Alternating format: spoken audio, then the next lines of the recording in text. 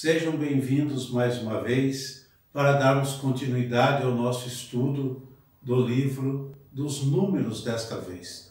Vamos continuar estudando o Pentateuco, como nós combinamos, né? E concluímos então o estudo de Levíticos e estamos entrando no livro dos Números, né? Então nós vamos hoje fazer a introdução do livro dos Números antes de qualquer leitura dos capítulos que contém o livro dos Números, ok? Lembrando que a Sagrada Escritura, ela deve ser estudada para ser interpretada de maneira correta, porque senão corremos o risco de fazermos interpretações fundamentalistas.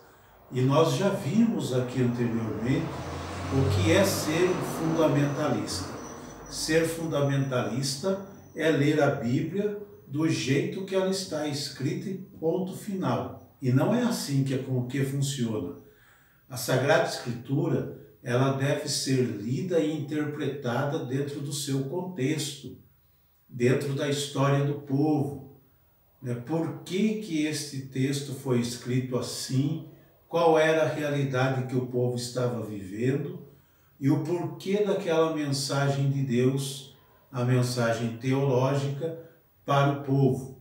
Então, tudo isso precisa ser feito na leitura da Sagrada Escritura, interpretá-la, porque senão corremos o risco de falar o que Deus não disse, corremos o risco de inventar coisas, e ao invés da Bíblia ser uma mensagem de fé, uma mensagem de Deus que revela Deus para nós, nós vamos transmitir uma imagem de Deus que não existe, uma imagem de Deus que assusta as pessoas, que afastam as pessoas de Deus ao invés de atraí-la. E a Sagrada Escritura não é para isso. Ela também não é um livro de história. Em muitos momentos a sua cronologia não bate. Mas ela não está... Os autores sagrados não estão preocupados com isso. Estão preocupados em transmitir uma mensagem de fé. Ok? Então vamos lá. Vamos hoje fazer a abertura do estudo dos Números, do livro dos Números. Fazendo a introdução ao livro dos Números. Ok? Então, o livro dos Números, a sua introdução. O livro dos Números apresenta Israel como um exército em marcha para a conquista da terra de Canaã, como um acampamento que se torna sagrado pela presença de Deus. Deus habita no meio deles. Deus está presente no acampamento, através da tenda de reunião, do tabernáculo. O Senhor manifesta sua proteção sobre o povo com contínuas intervenções. É o que nós vamos ver no livro dos Números. Ensinando-lhe, corrigindo-o e protegendo-o.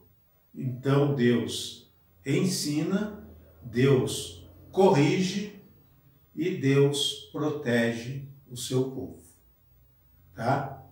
Continuando, Moisés é o mediador e cabeça visível, que continuamente intercede a Deus em favor de Israel, sempre com fidelidade íntima à vontade divina. Então, o intérprete, vamos dizer assim, ou melhor, o mediador entre Deus e o povo tem que ser alguém do povo. Tem que ser alguém que o povo possa ter contato. E esse escolhido é Moisés, que sempre está intercedendo pelo povo, mas sempre fiel à vontade divina. Tudo bem até aqui? Vamos dar continuidade então. O livro dos Números é chamado assim pelos tradutores gregos, devido ao censo como o qual se inicia, tá? Já o texto hebraico o intitula com base na quarta palavra com que se inicia: deserto. O texto hebraico o intitula com a palavra deserto. Por quê? Porque é o palco dos maiores acontecimentos narrativos no livro. Tudo acontece no deserto, tá? Sobre este elemento geográfico se edifica sua unidade narrativa. A unidade narrativa, então, do livro dos Números, né, se edifica no deserto, nesse espaço geográfico, tá bom? Qual é a estrutura do livro? Vamos lá. Números, o livro dos Números, intercala sessões narrativas e legislativas, tá bom?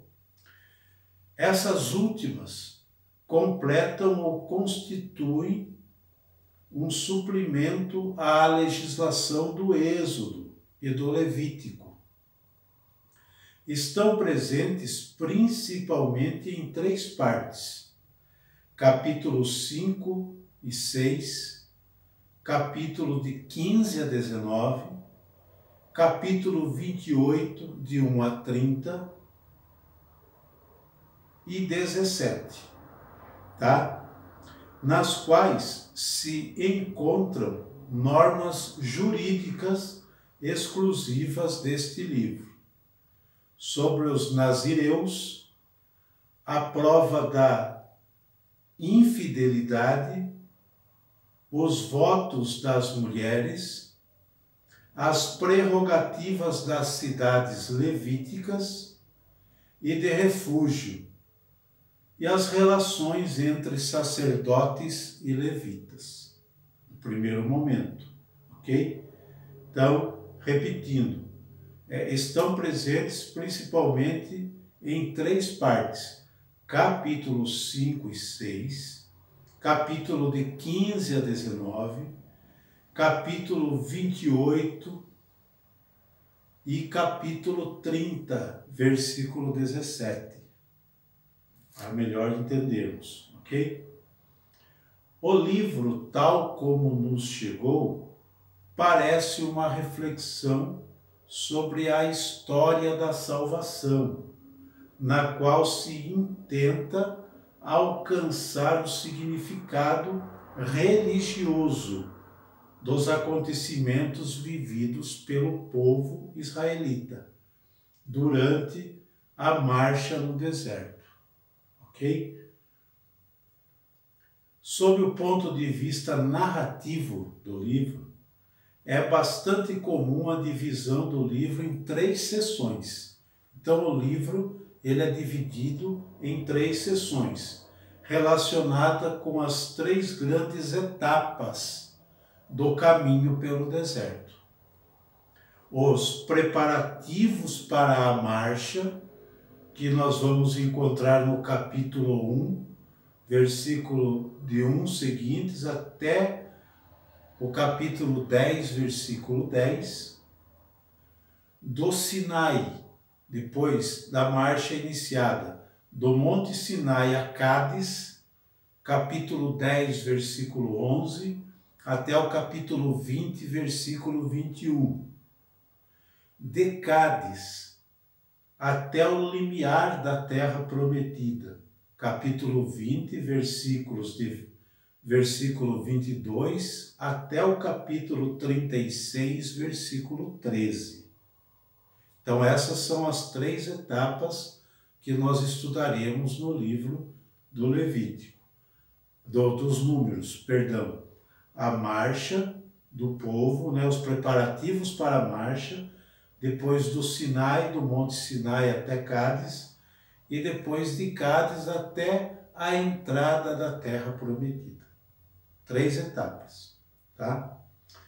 A primeira etapa, preparativos para a marcha, capítulo 1, versículo 1, até o capítulo 10, versículo 10, é cuidadosamente elaborada do ponto de vista cronológico, tá bom? A narração começa no primeiro dia do segundo mês, no segundo ano depois da saída do Egito. Capítulo 1, versículo 1. Então, 2 anos depois que o povo sai do Egito, que começam os preparativos para a marcha até a terra prometida, tá? E a partida efetiva para Canaã ocorre no 20º dia do segundo mês do segundo ano da saída do Egito. Capítulo 10, versículo 11. A seção de índole narrativa, capítulo de 1 a 4, se caracteriza tematicamente pelo censo. Nós vamos ver um censo das tribos e pela ordem dada por Deus sobre o posicionamento de cada tribo no acampamento. Então, as tribos de Israel passarão por um censo feito por Moisés, segundo a ordem divina, tá? Nós vamos ver isso também. A seção narrativa é composta por uma coleção de leis diversas, capítulo 5 e capítulo 6, seguida por uma série de prescrições da morada, capítulo 7, versículos de 1 a 88. As disposições sobre as lâmpadas do candelabro, capítulo 8, de 1 a 4. A consagração dos levitas ao Senhor em substituição aos primogênitos, capítulo 8, de 5 a 26. Algumas indicações a respeito da celebração da Páscoa, capítulo 9, versículos de 1 a 14. Uma explicação também sobre a nuvem e a sua função de guia durante a marcha no deserto. Nós vamos ver isso também, capítulo 9, de 15 a 23. Também uma explicação, ou melhor, e finalmente, normas sobre as trombetas de prata e sua utilização para convocar a comunidade.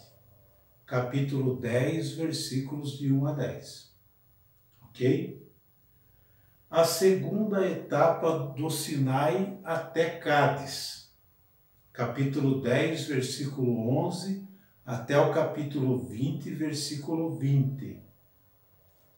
Então, a segunda etapa, que vai do Sinai até Cádiz, constitui o corpo central do itinerário no deserto.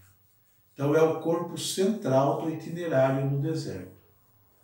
A parte narrativa é composta por 2 unidades itinerárias principais. A primeira relata a marcha do povo, desde o deserto do Sinai ao de Farã, capítulo 10, versículo 22, até o capítulo 12, versículo 16. Uma segunda unidade literária, que é do capítulo 13, versículo 1, até o capítulo 14, 45, narra o envio de homens para explorar Canaã. Então, eles vão enviar homens para explorar a terra de Canaã, e também nós veremos nesse interim a rebelião do povo que, atemorizado pelo relato dos exploradores, se nega a empreender a conquista da terra. Depois que o povo volta lá de espiar, de explorar a terra de Canaã e conta como é a terra, o povo tem medo. Então o povo se nega a empreender a conquista no primeiro momento, tá? A parte narrativa segue uma nova coleção de leis, capítulo 15, versículo 1, até o capítulo 19, versículo 22, que versam sobre a oblação correspondente aos sacrifícios, as primícias do pão, a expiação das faltas involuntárias, a inviolabilidade do sábado, entre outros temas, tá? Essas páginas abrangem o relato da rebelião de Coré, Datã e Abirã, capítulo 16 e capítulo 17, que questionaram a autoridade de Moisés e do sacerdócio de Araão. Chegados a Cades Barne, capítulo 20, versículos de 1 a 21.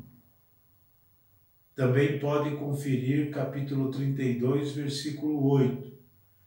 Os israelitas permanecem ali durante 38 anos. 38 anos, ok? A terceira etapa, de Cádiz até o limiar da terra prometida, capítulo 20, versículo 14 até o capítulo 36, versículo 13, descreve a marcha de Israel até Canaã. O povo se dirige primeiro ao sul, rodeando as montanhas de Seir, porque os edomitas rechaçaram conceder-lhe a passagem através do seu território. Em Números 28, versículo de 1 a 31, é introduzida uma nova sessão legislativa. Ok? Então, esta é a estrutura do livro dos Números. Tá bom? Qual é a sua mensagem teológica? O que é importante para nós? A mensagem teológica do livro dos Números. O livro dos Números põe um acento especial sobre o Senhor como Deus, fiel à aliança e cheio de amor para com o seu povo, que guia sua peregrinação desde o Sinai até a terra prometida, com sua constante presença na Arca da Aliança. Números 10, 33 a 36. Tá? E também na nuvem, a presença de Deus na nuvem. Números 9, de 15 a 23. Deus caminha diante do povo. Capítulo 10, versículo 33. Combate suas batalhas. Capítulo 10, 35. Ele assegura sua vitória quando este nele conta, quando o povo conta com Deus. Tá? O livro dos Números apresenta o itinerário de Israel no caminho marcado pela fé no Senhor. Então é um itinerário de fé, é um caminho de fé. Protegido quando é fiel à aliança e castigado pela rebelião e a idolatria. Ok? O período de permanência sobre o qual Israel deve refletir nos momentos de solidão vindouros. Tá? Os capítulos de 2, de 16 a 25, exalta o tempo do deserto como um tempo de amor e noivado entre Deus e o seu povo.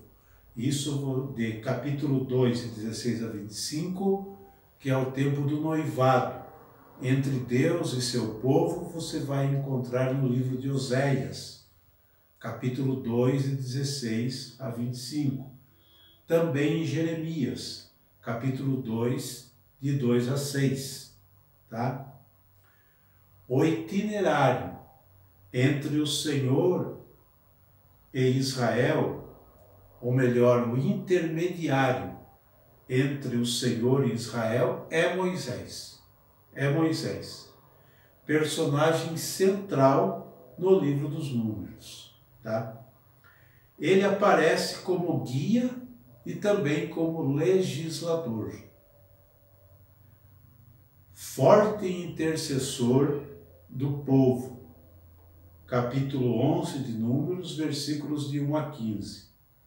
E sempre em uma relação íntima de fidelidade com Deus.